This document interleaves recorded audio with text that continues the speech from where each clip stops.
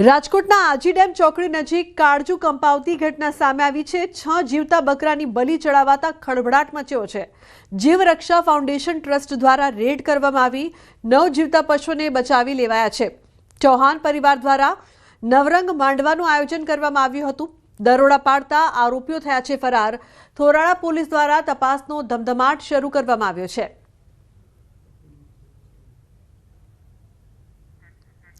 પશુબલિની ઘટનાને વિજ્ઞાન જાથાએ વખોડી કાઢી છે। વિજ્ઞાન જાથાના ચેરમેન જયંત પંડ્યાએ નિવેદન આપ્યું છે। શહેરમાં 2 મહિનામાં પશુબલિની આ બીજી ઘટના સામે આવી। આજના જમાનાની ખૂબ જ દુઃખદ ઘટના। જામીન ન મળે તેવો કડક કાયદો લાવવાની માંગ કરવામાં આવી છે। હાલ કાયદામાં 3 વર્ષ સજાની જોગવાઈ છે।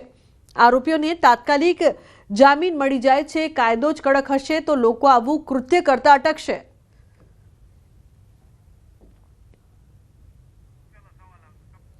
अनेक सवालों उपस्थित થઈ રહ્યા છે। આ સમગ્ર ઘટના સામે આવ્યા બાદ જે સવાલો ખૂબ જ જરૂરી છે સમાજ માટે, જે પ્રકારથી અંધશ્રદ્ધાની બલી, અંધશ્રદ્ધામાંથી ક્યારે બહાર નીકળશે લોકો? 21મી સદીની મોટી વાતોની વચ્ચે અંધશ્રદ્ધાની આ સમગ્ર ઘટના છે તે શરમજનક। આધુનિક યુગમાં પણ અંધશ્રદ્ધા કેમ છે તે સૌથી મોટો સવાલ પ્રવર્તિત થઈ રહ્યો છે। निर्दोष पशुओनी बलि शा माटे आपवामां आवे छे पोतानी अंधश्रद्धाना कारणे ते पण एक मोटो सवाल छे। आ घटना जे प्रकारथी सामे आवी छे, अंधश्रद्धामांथी जो लोको बहार नहीं निकळे तो आ प्रकारनी घटनाओ वारंवार बनशे। तेना माटे कायदो छे ते मजबूत थवो जरूरी छे। आधुनिक युगनी मोटी वातोमां पण आ अंधश्रद्धा हजू पण प्रवर्ती रही छे।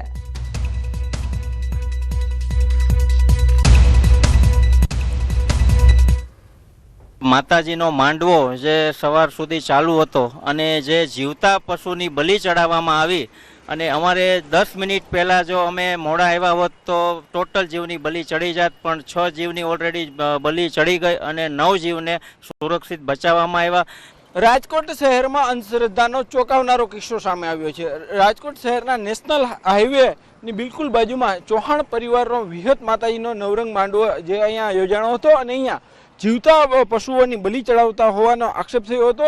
આ બાબતનો જે જાણ છે તે જીવદયા પ્રેમીઓને થઈ હતી અને આ જે જીવદયા પ્રેમીઓને જાણ થતાં તેઓ અહીંયા પહોંચ્યા હતા અને એ લોકો એવો દાવો કર્યો છે કે 6 જેટલા પશુઓનો જે બલિ છે તે ચડાવી દેવામાં આવી છે, જ્યારે અન્ય 9 જેટલા પશુઓ છે તેમને બચાવી લેવામાં આવ્યા છે। અહીંયા માંડવામાં કેટલાક લોકો, કેટલાક બહેનો આવ્યા હતા, દ્રશ્યોમાં જોઈ શકો છો। આપણે એમની સાથે પણ વાત કરીશું। બેન, શેનો માતાજી માંડવો હતો? અમને નથી ખબર ભાઈ।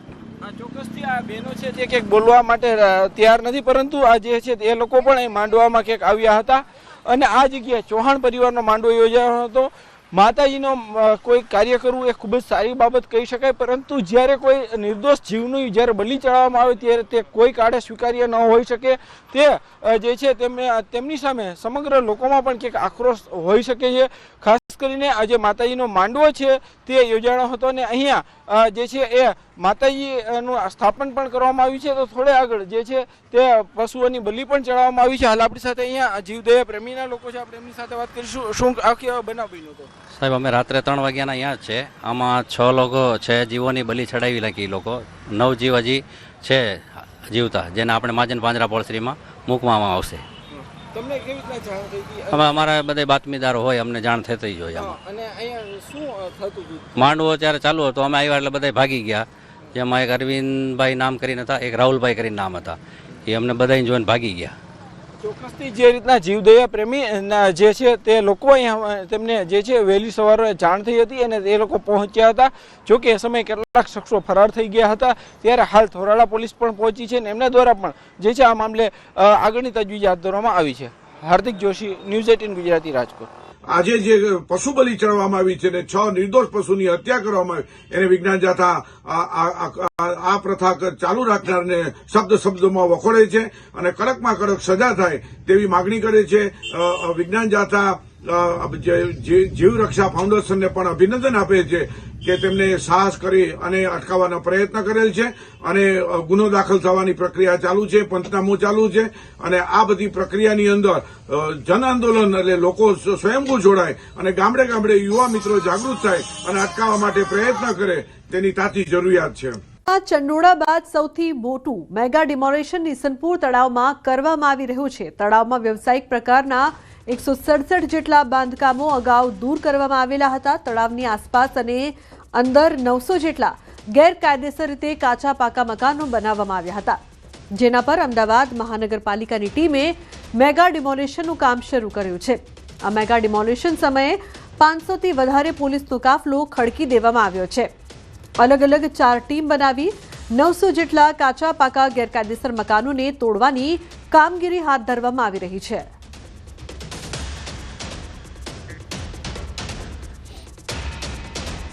ઈસનપુર પોલીસ સ્ટેશન વિસ્તારમાં જે ઈસનપુર લેક છે એના આસપાસ જે ગેરકાયદેસર બાંધકામો થયા હતા એને હટાવવા માટે એએમસી દ્વારા જે કામગીરી ચાલુ છે અને લો એન્ડ ઓર્ડર માટે પોલીસ દ્વારા પૂરતો બંદોબસ્ત આપવામાં આવ્યો છે. આ બંદોબસ્તમાં એક ડીસીપી, એક એસીપી ઉપરાંત 12 પીઆઈ અને 33 પીએસઆઈ અને લગભગ 500 પોલીસ જવાનો છે. સાથે મહિલા પોલીસ પણ છે. બંદોબસ્તમાં અમે ફિક્સ પોઈન્ટ, પેટ્રોલિંગ પોઈન્ટ રાખ્યા છે. આ ઉપરાંત ડ્રોન સર્વેલન્સ પણ કરવામાં આવી રહ્યું છે. જે બધી રજાઓ અને ઉત્સવોને કારણે અમે ડિમોલિશનનું કામ જે તે સમયે કરેલું નહીં અને લોકોને સ્વેચ્છાએ મકાન ખાલી કરવા માટેનો પૂરતો સમય આપવા જાણ કરેલી. આ અપીલને કારણે કેટલાક લોકો તો સ્વેચ્છાએથી ખાલી કરી પણ દીધું હતું. આપ જોઈ શકો છો કે આટલી ઝડપી કામગીરી થાય છે એ એટલા માટે થાય છે કે લોકોએ સ્વેચ્છાએ મકાનો ખાલી કરી દીધા છે. અમદાવાદ શહેરમાં ચંડોળા બાદ વધુ એક મેગા ડિમોલેશન મહાનગરપાલિકાને પોલીસ દ્વારા સંયુક્ત રીતે હાથ ધરવામાં આવ્યું છે. અમદાવાદ શહેરના ઈસનપુર જે વિસ્તાર છે તેનું જે લેક આવ્યું છે, લેકની આસપાસ રહેલા 900થી વધુ પણ જે મકાનો હતા તેમાં કોમર્શિયલી, ધાર્મિક અને સાથે જ રહેણાંક મકાનો, તેના ઉપર આજે દાદાનું બુલડોઝર ફરી વળી રહ્યું છે. કારણ કે જે લેક છે તે લેકની આસપાસ જે ઇનલીગલી બાંધકામો થયા હતા, ગેરકાયદેસર બાંધકામો થયા, એ પણ પાકા બાંધકામો થયા, તેના ઉપર આજે આ બુલડોઝર છે તે ફરી રહ્યું છે. અમદાવાદ મહાનગરપાલિકાના 7 ઝોનના એસ્ટેટ વિભાગની ટીમોને અહીં ખડે પગે રાખી દેવામાં આવી છે. ઝોન વાઇઝ આ લેક છે તેની આસપાસ જે ડિમોલેશનની કામગીરી મહાનગરપાલિકા હાથ ધરી રહી છે. તો સાથે જ કોઈ અનિચ્છનીય ઘટના ન બને તેને લઈને જ આ પોલીસનો પણ મોટો બંદોબસ્ત મૂકવામાં આવ્યો છે. 500થી વધુ જે પોલીસ છે તે હાલ અહીં મૂકવામાં આવી છે. તો સાથે જ કહી શકાય કે ફાયર વિભાગની ટીમ, હેલ્થની ટીમો પણ મૂકી દેવામાં આવી છે અને મહાનગરપાલિકા વહેલી સવારથી જ આ મેગા ડિમોલેશન આજે હાથ ધરી રહ્યું છે.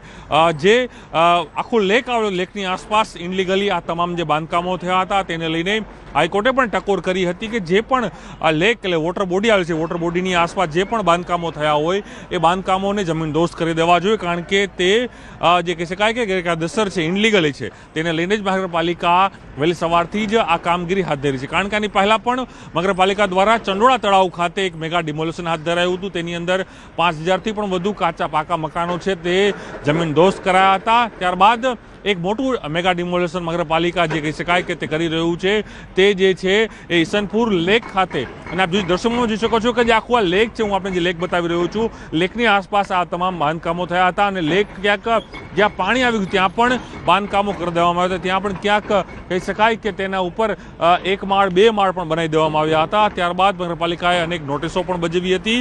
નોટિસ બાદ તમામ લોકોને સમજાવવાનો પ્રયાસ પણ કરાયો હતો. પોલીસે પણ તમામ લોકોને સમજાવ્યા હતા અને કહેવાય રહ્યું છે કે વૈકલ્પિક વ્યવસ્થા પણ મહાનગરપાલિકા અહીં આ તમામ લોકોને આપવાની છે. તો સાથે જ કહી શકાય કે આ મેગા ડિમોલેશન મહાનગરપાલિકા હાથ ધરી રહ્યું છે. દાદાનું બુલડોઝર ફરી વખત અમદાવાદ શહેરના જે ઇનલીગલી બાંધકામો થયા છે, ગેરકાયદેસર બાંધકામો છે, તેના ઉપર આજે ફરી વળ્યું છે. કેમેરામેન હિરેન શાહ સાથે પ્રણવ પટેલ, ન્યૂઝ 18 અમદાવાદ. સુરેન્દ્રનગરમાં એટીએમ તોડી ધાડ પાડનારી ગેંગ પકડાઈ છે. ચોટીલા પોલીસે ધાડ પાડનારી ગેંગને ઝડપી પાડી છે. એટીએમ તોડવાના સાધનો સહિત 5 લોકો પકડાયા છે. ચોટીલા અને રાજકોટના એક તેમજ 3 બિહારના શખ્સને કાર તેમજ એટીએમ તોડવાના સાધનો સહિત કુલ રૂપિયા 2.50 લાખના મુદ્દામાલ સાથે ઝડપી લીધા છે. એક બંદૂક, લોખંડની હથોડી, ત્રિકમ ગેસની નાની બોટલો, કટર, આરી સહિતનો મુદ્દામાલ કબજે કરવામાં આવ્યો છે. રાત્રિના સમયે આ ગેંગ ચોટીલા તેમજ આસપાસના વિસ્તારમાં એસબીઆઈ સહિતના એટીએમની રેકી કરી કોઈ ગંભીર ગુનાને અંજામ આપે તે પહેલા જ પોલીસે ઝડપી લીધા છે.